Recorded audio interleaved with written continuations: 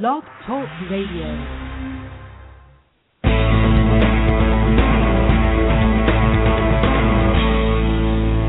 Welcome to Sex, Lies, and Consciousness with your luscious hostess, Mai Vu, broadcasting live every Monday at 12 noon Pacific Time. Hello, everyone. This is Mai Vu, and I have such a powerful show lined up for you today. Over this weekend, I had a huge awakening. You could say that my consciousness was raised by my friends about this subject of baby boy circumcision in America.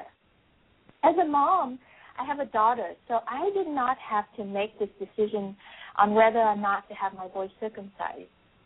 So way back when, if someone had asked me, my response would have been, I'm not sure about the practice. I heard it's good for the boy. It keeps the penis cleaner. And at that time, I had so much hang up about sex being dirty and wrong and all that stuff. So anything that will keep the penis and vagina cleaner, anything that promises that, I was good with it. I would have handed him over to his circumcised daddy and said, here you go, honey. This is your department. Wake me up when it's all over. And that was my attitude, And then fast forward to this weekend, 3 days ago, my friend Joyce Yanucha told me that she was very upset about a friend who is considering circumcising her baby. And Joyce tried to educate her, did a bunch of research to send to her on Facebook to educate her and to stop her from doing this. But she decided to go ahead with it. And my response to Joyce was, there, Joyce, it's so nice of you that you wanted to be involved. In other words, what I was saying was, yeah, Joyce, I got better things to think about right now. What's a little snip on the baby boy? Let's just move on here. And I was so wrong, I just didn't know. So what came next was a very loud and boisterous conversation on our private Sex, Lies, and Consciousness Facebook group about the damages that circumcision has on men and ultimately on women. I'm like, what did you say? An act that was done on the first few days of a baby boy's life has damaging effects on his life for the rest, all of his life, and that it impacts us, women, hugely? Well, tell me more. So that's what this show is about today. We're going to share with you what we've been talking about in the last few days, our findings, and all of us on the show today got really intimate with this subject, and it touched us hugely. So we feel really compelled to talk about this with you all around the world and to raise awareness about this circumcision of baby boy. And just to be clear, I'm not talking about the political aspect of this, and I'm not talking about female genital mutilation or picking on some religious belief about circumcision. We are only talking about this practice of circumcising baby boys in the good old United States of America, an unconscious practice that has very little or nothing to do with religious rights, that is not questioned, completely misunderstood, and dismissed as a non-important issue just because it is done by doctors to tiny little boys at 1 to 3 days old. Our attitude generally has been, they don't feel that much pain, and besides, they won't remember it anyway. And I think we're completely wrong about that. So let me introduce to you who's on the show today. These are my friends and colleagues who happen to do a lot more research than I do, and they have brought this wealth of information to me. So first of all, the instigator and researcher for Sex, Lies, and Consciousness, Joyce Yanucha. Welcome, Joyce. Hi, May. Glad to be here. Thanks for raising this subject up this weekend, honey. And then my dear friend Dusty Nash, who verbally smacked me this weekend when I casually said to him, oh, God, we have patience with us ignorant people around this subject. In other words, what I was saying is, oh, God, please don't get so upset over nothing. And he really woke me up that this is not nothing. So thank you, Godfrey, and thank you for being here. And don't you forget it. Yes, I won't. And my colleague and friend, Julie Ward, who cried alongside with me as we were watching this beautiful YouTube video called Boy Circumcision, An Elephant in the Hospital by Dr. Ryan McAllister. Welcome, Julie. Thank you, May. Thank you. And speaking of Ryan McAllister, he's here today, too. I'm so excited. I emailed him very early on Sunday morning to thank him for his well-done video and invited him to join us today. And he said yes. So thank you, Ryan, for being here. Thank you for the invitation. Ryan does a lot of things. He's a father. He's an executive director of a nonprofit organization called Not Just Sin. It's an all-volunteer organization that supports the physical and emotional well-being of parents, children, and communities. Dr. Ryan also serves as research faculty of Georgetown University studying cellular biophysics. So I'm really excited to have an expert in the room. Now, even though we have an expert in the house, I don't want to make Ryan do all the heavy lifting of talking about this. He already done that in his YouTube video. Again, Boy Circumcision, An Elephant in the Hospital. Look it up. It's really good. I want us to do some of this heavy lifting. Because to me, this subject is kind of like slavery. You know, we know it's wrong. We know that it's no longer acceptable. So we don't need to default to a doctor or an expert or a researcher to speak for us. We can do the speaking about this. So that's what we're going to be doing. So before I dive into my portion, why don't we just, get your voice in here, say hi, and, we also have a listener and a friend of mine. Her name is Shannon Dawn. She actually started me thinking about this subject last year, and we're finally here doing it. So, Shannon, welcome to the call, too. Thank you. So, you guys, go ahead, say something, and just put your voice in the circle before we dive in. Where do we begin, May? It's Julie speaking. I've had multiple partners, some intact, and I have to say thank you for giving me that new word as opposed to uncircumcised, which means like there's something that's needing to be done to men that are healthy and whole and intact. So I've had partners in both circumcised and that are intact. And I can speak about some differences for myself and for them as well. And I will say that having to listen through the procedure and watch the procedure, it was heart-wrenching. My soul and my body so felt that little child, that little boy's pain. And it's a atrocity what we're doing to these children. Thank you, honey. How about you, Joyce? Come on in since you started all this. Hi, May. Well, I guess I could best compare the circumcision or genital cutting, as we might call it, of boys to my own episiotomy during a hospital birth. That would probably be the closest thing to firsthand experience that I have, because living here in the Midwest where at least 70% of the males are circumcised, I've never encountered or even seen an adult intact penis. Wow, that's awesome. Thank you, honey. Gottfried, Ryan, Shannon? Yeah, May, thanks. I have the honor and privilege, I feel quite privileged now, to actually be intact. Even though I was born in Canada in a time where it was quite common, much less so now, by the grace of God, I was spared simply because there happened to be an infection going around the hospital, and they decided not to circumcise boys in that period. So I didn't know how lucky I was until, of course, later on in life. But in the early times of growing up with being unusual, it had an impact on me, and it created a feeling of shame. It sort of supported my feeling of being separate and different.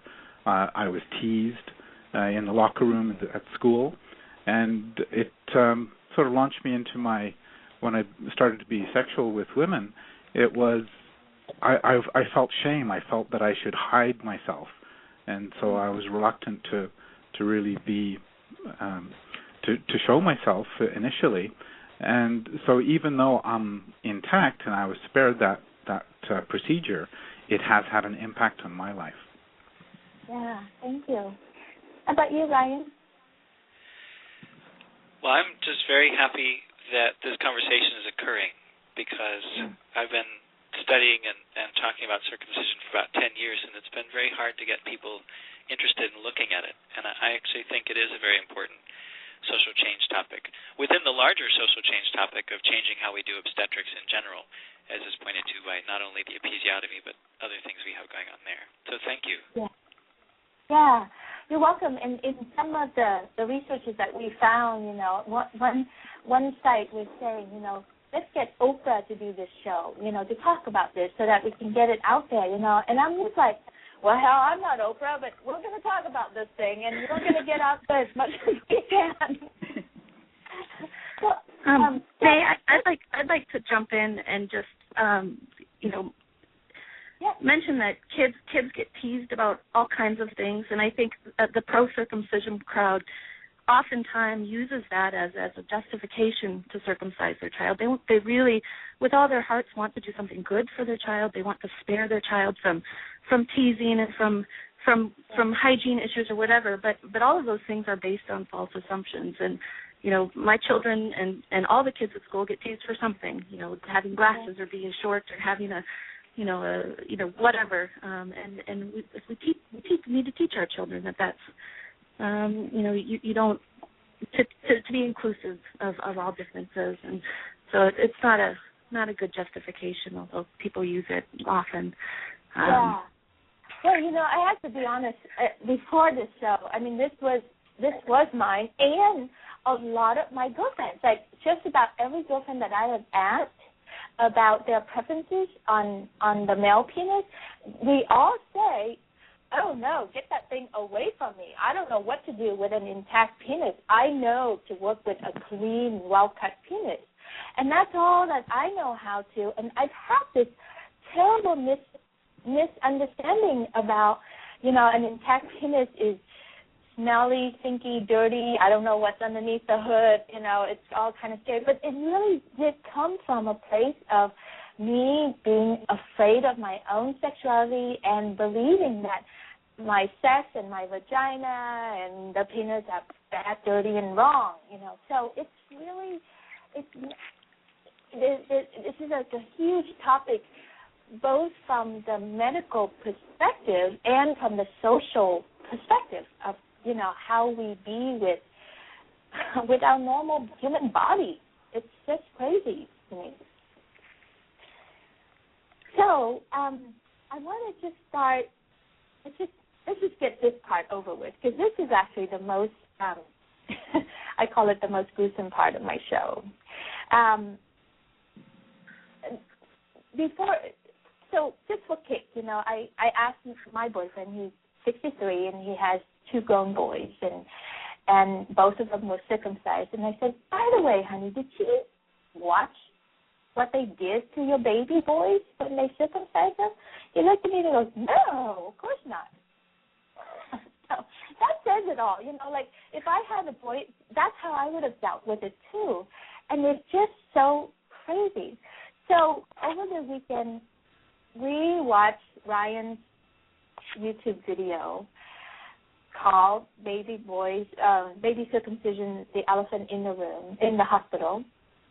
And there's a portion in there that really show how the doctor circumcised the baby, a baby boy. It was incredibly gut-wrenching. So I'm actually going to read to you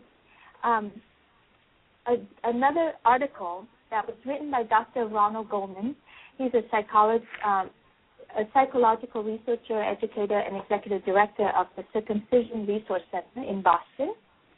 And he's internationally known for his work on circumcision and is the author of Circumcision, The Hidden Trauma and Questioning Circumcision, a Jewish Perspective. So in this article, he started with describing Marilyn Milo's reaction to the first circumcision that she witnessed as a nurse trainer. And I'm actually going to have Godfrey play a snippet of the actual sound that a baby makes when he's being circumcised. And it's really hard to listen, and I want to invite you all to listen and feel, because when we really listen and feel into our bodies, we will know the answer to everything, actually. And in this case, you will know what the right answer is for yourself. And you don't have to be indecisive and not knowing anymore, because everything will be really clear when you listen and you feel your body. So here's the portion. So Marilyn Milo didn't know much about circumcision when she consented to having her 3 sons circumcised. She trusted her doctor, who told her it not hurt and only took a moment. Several years later, she watched a circumcision in nursing school. And this is her quote: "We students filed into the newborn nursery to find a baby strapped spread eagle to a plastic door on a countertop across the room. Then the doctor arrived, and the silent tune was broken by a piercing scream. The baby's reaction to having his foreskin pinched." Can you play the recording stuff, please? The baby's reaction to having his foreskin pinched and crushed as the doctor attached the clamp to his penis. The shriek intensified when the doctor inserted an instrument between the foreskin and the gland, the head of the penis, tearing the 2 normally attached structures apart. The baby started shaking his head back and forth. The only part of his body that was free to move, as the doctor used another clamp to crush the foreskin lengthwise. The baby began to gasp and choke, breathless from his shrill, continuous screams. During the next days of the surgery, the doctor crushed the foreskin against the circumcision instrument and then finally amputated it. The baby was limp, exhausted, bent. Now, Marilyn deeply regrets her son's circumcision and works tirelessly to educate others. Most people still don't know much about circumcision. If you have ever read an article about circumcision, it's probably focused on medical issues. So I noticed that we couldn't get the recording to play, the sound to go. So actually, May, I'm ready to go, but you continued talking, so I wanted listeners to actually fully experience the sound of this and to feel into their bodies about how they react. And as you said, they will know. So I'm ready to play it. Sure.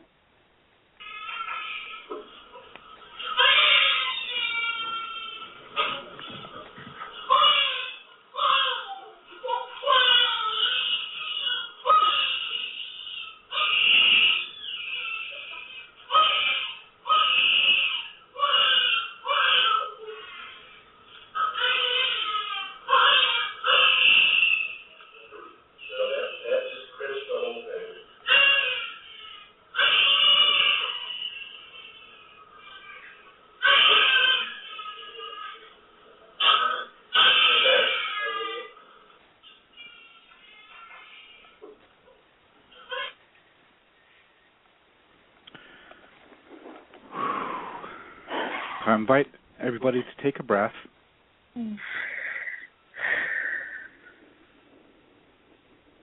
You know, I've watched that clip and just really listening to May read what she read, I was moved to, well, listen to my voice. I'm shaky and I'm crying.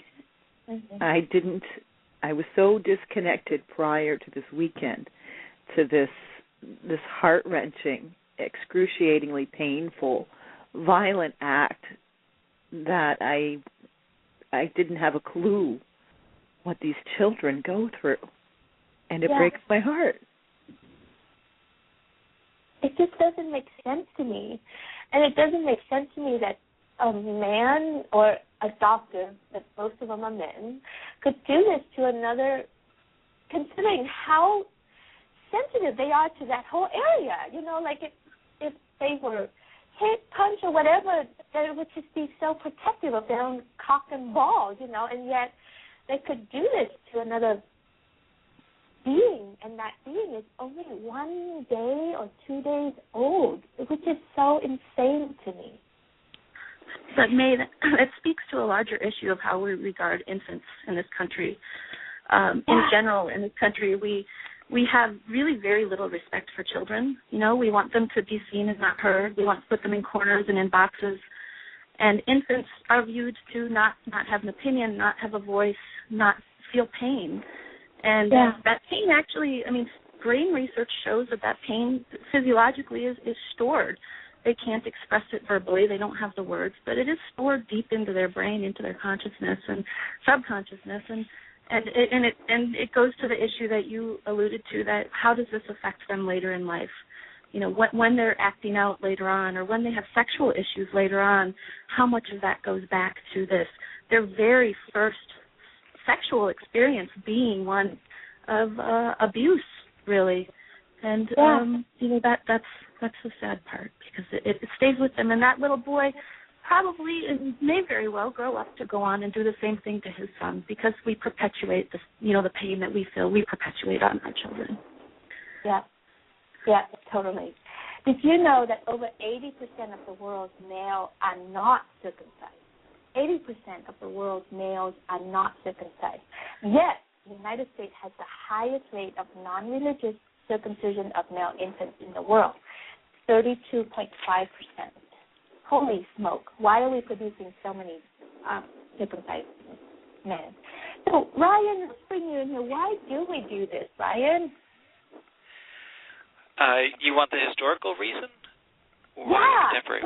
Okay. How did it get started, and then why does it keep perpetuating in the United States? Well, the historical reason appears to be that physicians around the turn of the century, 1800s and 1900s, operated under a different theory of medicine, one that nervous excitation is what made you sick. And they also layered that with their own moral norms, if you will. And so they thought that sexual excitation was clearly the most dangerous kind of excitation. And so they thought it was a kindness to children to try and injure their genitals, not past the point of being able to function for reproduction, but to minimize the amount of pleasure that children could feel, and to make masturbation less easy, things like that. So that's the initiation. Hold on. Yeah. Hold on. I got to breathe that one in. Holy smoke. So we actually did it because we don't want these words, these medical terms, just drives me nuts. Excitation, you know, like, in other words, we don't want them to feel good, and we don't want them to masturbate. We want to control that sexual urge, so we cut it off. Right. Yes, that is literally, if you go back and you look at the medical journal articles in famous medical journals like The Lancet, you'll see quotes like, "We must cause as much pain as possible in this area to associate that with the evil act of masturbation, so that we'll minimize the child's risk of further sexual excitation," etc. Oh, my God. Okay, keep going, Ryan. And then why we keep doing this? Well, once you're doing something, you know, as generations move forward, the reason why you do something may change. But you know, if you inherit a practice, as medicine inherits this practice, you sort of create reasons after the fact for it. So the narrative justification of circumcision has shifted over the last century and a half from things like, well, epilepsy and preventing madness and bad temper and things like that, gradually to focusing on sexual explanations, like, we can prevent this disease or that disease, or reduce the risk of this or that. that's the official, like, pseudo-medical justification, but all of that is actually a red herring. The real reason that people choose circumcision, if you interview them and ask them, is because it's for appearance normative reasons. They want their child to look like they expect it to look, or they want their child to look like it's his father. And those, I think, are really, if you take a step back, I think those are very disturbing reasons to perform a surgery on a child. Ryan, one of the things that I read, this is Julie speaking, was that even in the medical journals, the images that we use today are still are mostly of circumcised penises versus an intact penis. Is that true? So that's another way it perpetuates? Yeah, almost ubiquitously, images of the penis are in medical journals and other places, medical textbooks. I mean, they're almost all circumcised penises. I taught human, this is Shannon, I taught human reproduction just last summer, 2011, to high school students, and I had a great amount of difficulty finding images that showed an intact penis. Our textbook had one, but in the side view it was circumcised, so it was confusing to the students. Like, you have this thing and then it disappears, or what happens? And I kind of bucked tradition and inserted some language about the purposes of the prepuce organ, and just kind of glossed over it. I didn't want to get too into it with my 15 and 16-year-old kids, but it was I had to do a lot of searching and a lot of to find images that I thought were representative of a normal intact genitalia. Yeah. Wow, it's fascinating. And so now we continue to do it because it's just a tradition. It's unquestioned. We just look like each other. We don't want to look. We don't want our boys to stand out, to look weird in the locker room, and we want them to look like their daddy. Well, I'm sorry. Go ahead, Ryan. Oh no, you first. I was going to say my friends, and I'm just a mom, but my friends do it because they think it's going to reduce HIV, because that's what's in the paper now. Everywhere you look, they cite the 3 clinical trials done in sub-Saharan Africa with the poorest methodology I've ever seen in any study. That cite a 60% relative decrease in risk. But if you look at the data, it's a 1.5% absolute decrease. It's the way that people play with data in science, and even if it prevented every single disease in the world, it's not anybody else's choice but the boys. It is his choice. Ryan did a lovely job in his video talking about this too, right? Ryan, do you want to add anything to that? Oh, I very much appreciate what we just said. I think that we don't do prophylactic surgeries on infants for diseases they might or might not get exposed to as adults that are within their control and their choice. It's very anomalous. And here's another thing I think is very disturbing, is so when I go to ethics conferences and I talk to physicians at bioethics conferences and say, this surgery is anomalous, it violates the criteria for proxy consent. Like, you shouldn't actually even be giving parents this choice. You're presenting them with a false choice, because you have to a surgery to be appropriate on a child has to be therapeutic. You can't just electively do surgeries on children. And this is the only practice that rule is sort of ignored. And they'll say, yes, I agree. And I'll say, so do you offer these to parents? They'll say, yes. And I'll say, why? And then they'll say, because parents ask for them. And I'll say, but isn't it your responsibility as a physician to inform the parent that it's not an ethical thing to do and to not offer it? And they just sort of pass the buck in this way. And I think that legitimizes the pseudo medical benefit argument. Because if physicians are doing it, then people can say, oh, if physicians are doing it, then it must be like an okay thing to do. And yet physicians are just being complicit in that, because they're just not standing up and saying it's actually not okay to do.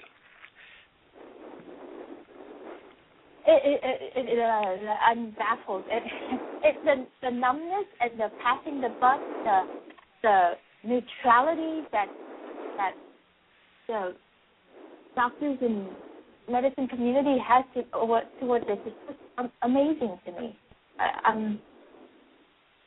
And my whole body is just shaking of anger and confusion, and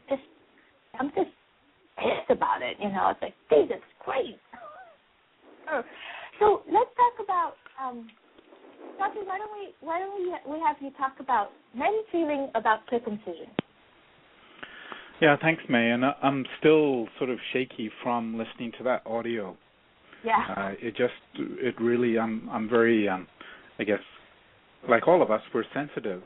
And to hear and feel another human being go through that process, it's deeply impactful to me. And like you, May, it's totally mind-numbingly baffling how educated, trained professionals, physicians, can do this to other people, and especially to other males if they're male to male. It's appalling. But speaking about men's feelings about circumcision, because I'm intact, I can't speak to first-hand experience, but I do have a bit of an article that I want to report on. And to understand how circumcision may affect women in relationships with men, we need to know how circumcision can affect men. The current knowledge of male feelings about their circumcision is generally based on surveys published in medical journals. Now, in my mind, it's a really difficult question to ask, because either you're circumcised or you're intact for men, and one doesn't necessarily know what the other's experience is, so it's all subjective. However, in a medical journal survey of 546 self-selected men, in other words, they chose to speak up for this, between the ages of 20 and 60, who reported circumcision harm, the following effects and feelings were noted: anger, sense of loss, shame, sense of having been victimized and mutilated, low self-esteem, fear, distrust, grief, relationship difficulties, sexual anxieties, and depression, reduced emotional expression, and avoidance of intimacy. Now, I'd say it's compared to what, and that's where it's difficult to do a study like this, I'm sure. They don't know what it's compared to or how they would be otherwise. But some more statements about circumcision from dissatisfied men is, I have felt a deep rage for a long time about this. Circumcision has given my life a much diminished and shameful flavor, and I feel violated and abused. It's interesting to note that 6 of the medical societies, Australia, New Zealand, and in the British Medical Association, recognize that long-term psychological risks of circumcision and disallow it. They do not promote it. So, as you said, May, earlier, 80% of the world's males are intact. And it's curious how the United States is the one country in the world that has perpetuated this. So there are various... Sorry? Did you want to say more? No, I was just agreeing with you. I'm perplexed myself, and I want to go back to Ryan and go, Ryan, why is the United States keep doing this? Why can't we stop? It's just so weird. It doesn't make sense to me. Like Canadians, you guys stop. You had awakening in why are we not looking at this? I don't know. Thank you. I have an idea on that, May. Go ahead. This is Joyce. This is probably another topic for another show, but I know we have a very high rate of hospital birth and medical intervention in birth. Uh-huh. And I can speak firsthand from that because I've had both hospital births and home births. And midwives for home births or for midwife-assisted hospital births actually educate their clients. Whereas if you go through an OB/GYN in this country, you get what's in the medical journals. Right. Yeah, I actually had that same experience when I went through my birthing process, actually. So I concur with you. That's why I chose to have a home birth after my initial experience with the hospital and how they were treating me with just my own pregnancy. It's very odd. Mm-hmm. Yeah. Well, I think you're forgetting the number one reason that this practice continues is the money. I honestly believe because Medicaid is not paying for this in every state anymore. I think 18 states now no longer pay for this. It's an elective surgery, so it costs anywhere from $300 to $1,000. It's a very, very important revenue stream for doctors, and they do it as a service to their patients. They think that they're doing a service. And then the second thing is that we don't know how to take care of an intact penis in this country. Parents are sent home with their intact sons and are told to pull the foreskin back, to rip it back, and clean under it, which is terrible advice. You should never even touch your boy's penis. He should be the first person to touch it, and when it retracts, and it may not retract on its own until puberty, but it's fused. The glands of the penis, the head of the penis, is supposed to be an internal organ where you only see it when the sexually mature man, is aroused. So we're circumcising boys to have the look of a perpetually aroused little man. It's kind of a weird thing. But yeah, I asked my doctor why he continues to do it, and he says, well, the parents want it. Yeah, and this is Julie speaking again. I've got 3 points, three real-life examples I just want to share very briefly. One, I remember when my nephew was born, and my sister very much tormented over the decision to do this.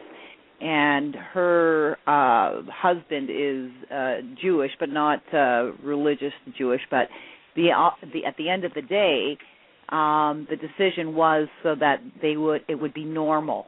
So it was based on that. And she and I were talking over the weekend, and to this day she still feels a level of regret over the decision that she made to her son. On top of that, I had one of my first partners when I was in my 20s was circumcised. Until this past weekend, I didn't have anything to fully understand why he was so adverse to having his penis touched, especially if it was spontaneous. He would literally shrink back and shiver and almost jump. Now I understand why. He would never be able to verbalize that, but I always thought that what happened to you is what I used to think to myself that would cause you to have that kind of intense, startle-type reaction. And there was nothing that could substantiate it except for what I know now because of the information over this past 3 or 4 days. Now it makes sense. Yeah. And the third thing was this. Do you want to say something, May? No, I'm just agreeing with you because after really looking at this, it's starting to make sense. So many pieces just fall into place for me also. So keep going. Yeah. And then over this weekend, I was sharing this information, having a conversation with a man, and we watched the video together, but he could not. I had to turn the sound off. He said he couldn't do that. And he's circumcised, and it so perturbed him that even the following day he was sending me text messages just saying that he felt like there was something lacking and that he had been ripped off, literally, from experiences. Because where I was going with the video, what I wanted to show him was the sensitivity parts of an intact penis versus a circumcised penis. And he was really, there was this I wouldn't say the words regret, but there was a wow, I got ripped off here. Yeah, my boyfriend is saying the same thing. We've been talking about this too, and he's 63 years old, and he's been complaining about not feeling, losing sensations, and all this stuff. And he points to all the areas that I'm like, wow, honey, if you had your foreskin, that probably wouldn't happen. Isn't that interesting? And he's just enlightened right now too. It's like, I didn't know. There's a large online community too. It's mostly in small forums, some, hundreds of people in the forums, so I don't know how small that is, but of men being angry and restoring their foreskins. And one example that I remember a man writing was he ranked his intact penis, his sexual pleasure with his intact penis, as a 10, his circumcised penis as a 3, and his restored penis as a 7. But I never actually even understood the extent of the specialized erogenous cells that they're removing. Yeah. And just covering the glands and keeping it moist restores a lot of that sensitivity, but it takes years, and it's never the same. Yeah. Let's talk about that. Let's talk about the effects on sexual relationships. Guthrie, you want to take that one? For a circumcised penis, you wanted me to talk to that? I want you to. Yes, please. Well, it's a little difficult for me to talk about personal experience, but I do have some more information here about the men's feeling. Oh, no. Effects on the effects on sexual relationships. So, again, this is a portion where I will introduce the topic from an article that was produced. And it's to understand how circumcision may impairs women's sexual relationships with men. Christopher Cold is a medical doctor, chairman of anatomical pathology at Marshfield Clinic, and he has studied and written about the foreskin. And I quote, "It has important functions. The foreskin protects the head of the penis throughout life from contamination, friction, drying, and injury. It is an integral, natural part of the penis, not an extra. The foreskin enhances sexual pleasure. Detailed study shows that it is made up of unique zones with several kinds of specialized nerves that are important to natural sexual function and experiencing the full range of sexual sensations." So from my personal experience, I didn't realize, of course, I have my experience of my penis and my foreskin. I didn't realize how much of the actual sexual stimulation came from the foreskin. I just assumed it was all part of the glands, but that was enlightening for me to read that, and of course it makes sense. I'll read a little bit more. The loss of the foreskin results in thickening and progressive desensitization of the outer layer of the head of the penis, particularly in older men. Mm-hmm. Some men circumcised as adults report a significant loss of sensitivity and regret the change. Circumcision may be an unrecognized factor in the high rates of erectile dysfunction in American men, which would involve associated psychological effects. Of course, any sexual and associated psychological effects on men would also affect women. Mm. So, from my own experience of being intact and encountering a woman who had not, certainly in my early adult life, and I was still carrying shame about being different, to see some of the women's reactions to my foreskin. It just sort of, it was shocked and I don't know what to do with this, and even obviously they were had an element of disgust about and the sort of hesitation to touch me, and it was that hurt. That was painful. It sort of highlighted my difference, and of course I now know that I'm actually the same. Yeah. Just for fun, Godfrey, it's too bad I wasn't one of those women, because you would have had a totally different experience. Okay, well, it's never too late. It's never too late. We'll talk to your wife about that. Honestly, when the first time, and I said this to you, Godfrey, earlier, the first time I had encountered an uncircumcised, or an intact, and still struggling with the word switch here, the reframing, an intact penis, there was an element of curiosity, and for me it was actually fascinating. There was an intuitiveness that it was healthy. It looked, and I felt there was a health about it. And to be quite honest, I had great fun playing with moving the foreskin back and forth and things like that. It was actually fascinating and playful for our experience. And so for me, I didn't have that oh my God, what the heck is this? Maybe for a nanosecond or two, but it was more a very pleasurable, unique experience that first time. So it was great. So I just wanted to throw that in there. Yeah, thank you for that. While you're there, honey, talk about how a circumcised penis affects women compared to what you're learning about that. Right. Now, I do have some information I'm going to read, but I'll interject maybe during or after. I'll just go with it about to support this based on just my experiences, okay? So from the article, it starts off with this. Women who have only had sex with intact men or with circumcised men may not know what they're missing. According to surveys in medical literature, women reported that they were significantly more likely to have vaginal dryness during intercourse with circumcised men than genitally intact men. And I know from personal experience that is absolutely true.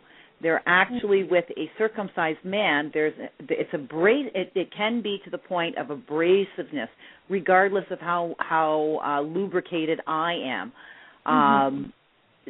There's a friction. There's a catching around where the scar is, around the glans, the head of the penis, and it's not as pleasurable. So this is what the medical This is what the medical journal says. It says in a medical journal survey of women who had comparative sexual experience included 138 responses. I'm really lousy at reading this, you guys, but I'll just do my best here. You know what? Let me just jump in here for a second. Yeah. We don't need to read that part. What Shannon sent today on this other site that I think you all should look at. It's called I have it here and I lost it. Nature intended it. Thank you. Sex as nature intended it. They talk about that of like why that is the case. Why does it create vaginal dryness?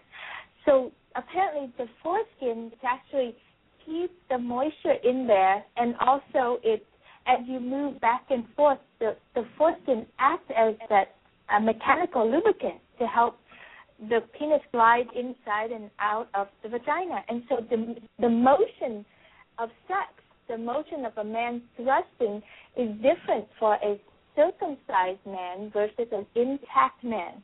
So a circumcised man, because of so much sensitivity loss, they have to take bigger stroke and longer stroke, a natural stroke to feel good.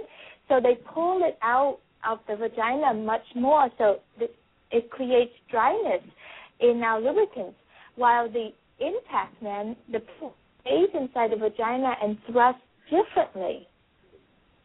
And hey, could I share my experience with both intact partners and circumcised partners? God, I hope my husband doesn't listen to this. I am very fortunate to have an intact husband, but I've had a number of partners, probably too many, but some circumcised, some intact. And it took me a long time to realize that I never had a vaginal orgasm or an orgasm during vaginal sex with a circumcised partner. It's the penis in my experience was used more as almost like a battering ram to get to the end, to get to the climax. That was the sole and only goal, was to get it in, get it hard, faster, harder, until there was ejaculation. And I didn't get anything out of it, and then I would have my turn with oral, and that would do it for me. But with my intact partners, it's, the sex there wasn't a goal. It's the whole thing, the gliding mechanism of the foreskin as it glides over, the shaft of the penis and the head of the penis, and it doesn't have to leave the vagina. it's the whole thing is an event, and you know, and I always climax first, always, and I never. And in this country, what is it that only, you know, what percentage of women ever achieve orgasms during sexual intercourse? And I mean, and vaginal orgasms at that. Most of them are clitoral orgasms, not vaginal. No. Yeah. I mean, and it's just it's a completely different. And it took me a while to really reflect on why that was. And then I realized that I kept falling in love with men from other countries, and I realized that probably has a lot to do with it. Yeah. Well, and you know, Joyce, the medical journal, the survey ended up with the women that were rated on a scale of 1 to 10. The ones that were with their sexual experience with genitally intact men, they rated on a scale of 1 to 10 at an 8. Where with their pleasure factor with circumcised men was less than 2. Wow. So, you know, like what you're saying and what I'm saying, you know, they've got survey results from women. So genitally intact, 8 level satisfaction, and less than 2 for circumcised with women. And it goes on. Everything that you've said here, May, the results from this information is the same thing. Women were more likely to want to get it over with a partner that's circumcised than really get into it. Well, I can see a new bumper sticker coming out here. Foreskins do it better. Well, possibly. Actually, we only have 10 minutes left, so I wanted to actually move to that, which is how do we educate women to love an intact penis? Because I think that's part of the pain here. It's both ways, you know, and there's some education that's needed here. Definitely. Ryan, you want to weigh in on this? On how we accomplish that PR feat of getting people to like things? Well, I guess you could even zoom out a little bit further. Is how do we get all of us to be more accepting and loving of our and other people's bodies as they are? I mean, we live in a society that does a lot of work and makes a lot of money off of our dissatisfactions there. So this may be related to that phenomena in some way.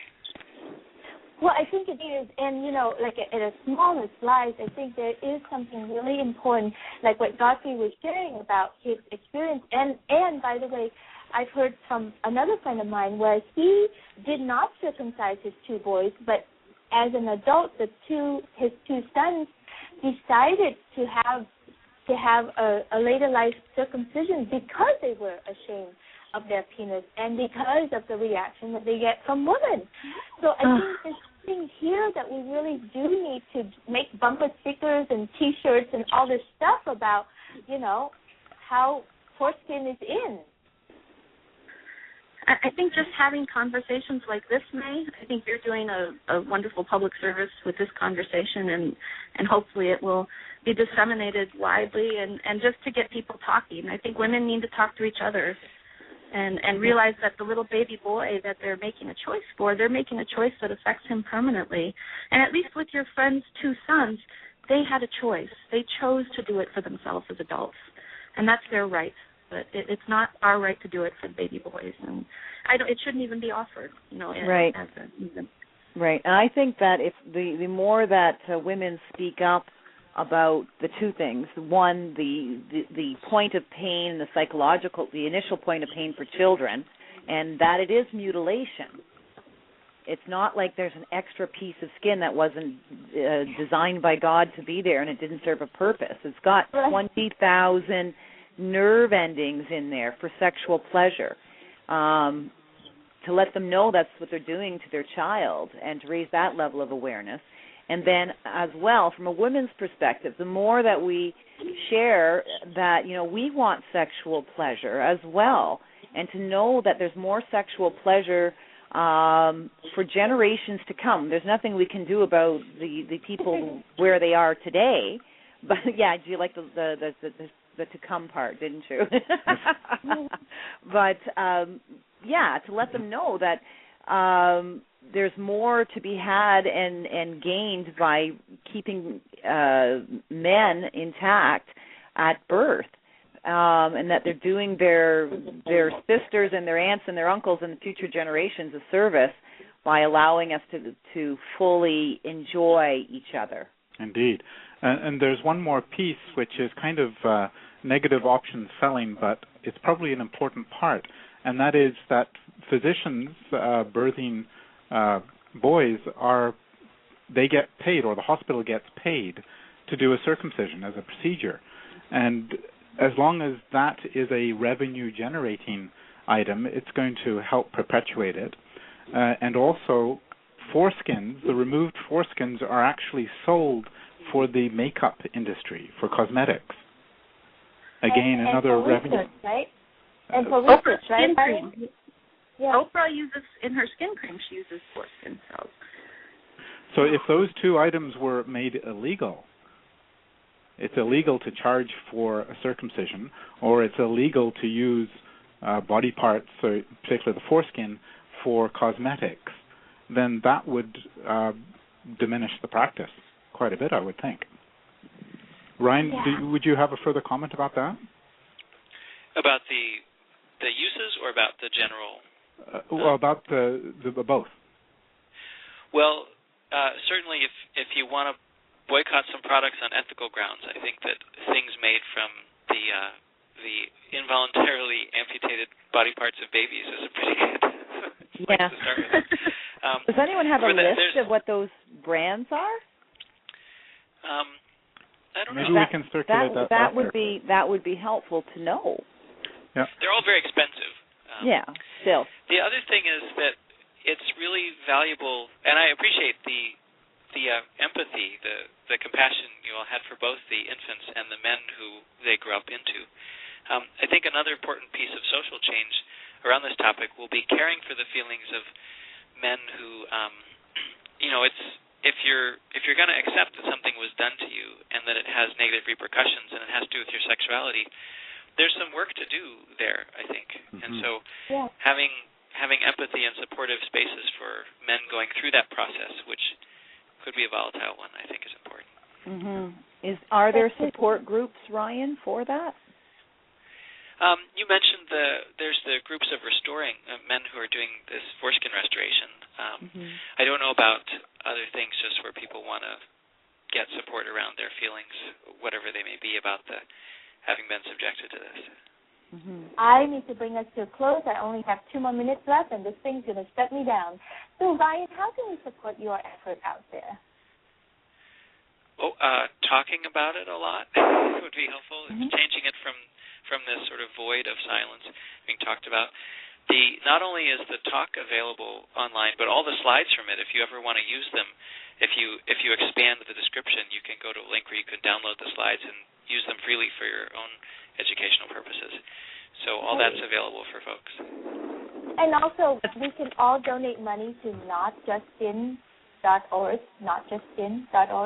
so that we can support Ryan in his work and in creating this huge social change for all of us, actually, for humanity to come, I think. Thank you so much for being here. You can find Julie at julieward.com. Godfrey, do you want people to find you? Sure. Where do they find you, honey? boundtoawaken.com. boundtoawaken.com. And Shannon, do you want people to find you? Sure. It's Shannon Dwan, ShannonDoan, @gmail.com. Great. So Shannon, ShannonDoan, that's the last name, @gmail.com. Thank you, everyone, for being here today and for such a lovely conversation. And Joyce, thank you again for bringing this subject up and to really enlighten all of us about this thing. Stay tuned for future show. I'm working on some really awesome stuff coming up, like Sex in Sweden. I just went to Sweden, came back, and had some great conversations over there. And also shows on swinging and how to open your marriage up and other relationship structure for women so that we can have it all. So I look forward to future shows with you all, and thank you for listening. Have a wonderful week. Bye, everyone. Thank you, May. Thank you. You're welcome. Thanks, everyone. Thanks, everyone. Bye. Do you want more sex, lies, and consciousness? Access our archives at sexliesandconsciousness.com. While you're there, please leave your comments or suggestions for the show and participate in current SLC conversations with other listeners worldwide.